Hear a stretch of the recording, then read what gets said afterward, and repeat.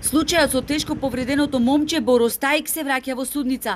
По две ослободителни пресуди на Охридскиот основен суд, кој битолска апелација ги поништи поради суштествени пропусти во постапката, двајца охридски лекари кои се товарат за тешки дела против здравјето на луѓето во 7 години по трет пат повторно седна на обвинителна клупа. Лекарите од судска медицина со нови детали во вештачењето.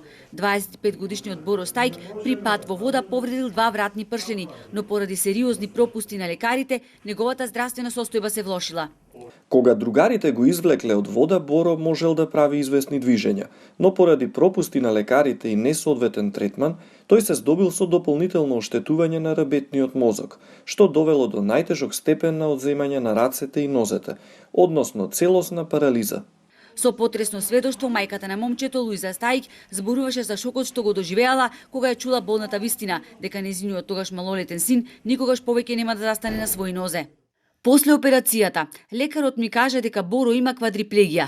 Јас не знаев ни што значи тоа. Кога ми објасна, бев во шок и не можев да прифатам. Докторот ме повика да седнам, зеде лист хартија и почна да пишува, објаснувајќи ми дека мојот син има целосна квадриплегија, односно трајно оштетување на рбетниот мозок.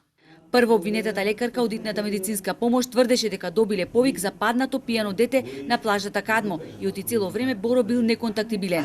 Второ обвинетиот лекар од Охридската болница со контрадикторен исказ тврди дека момчето кое во болница било донесено неимобилизирано поради тешко пијанство цело време било контактибилно и не се пожалило на болка нити дека се повредило на некаков начин. За повредата слушнале од судските вештаци на првото судење пред 7 години. Двајцата охридски лекари сега се терета за тешки дела против здравјето. Казната за вакви дела е од 1 до 10 години затвор.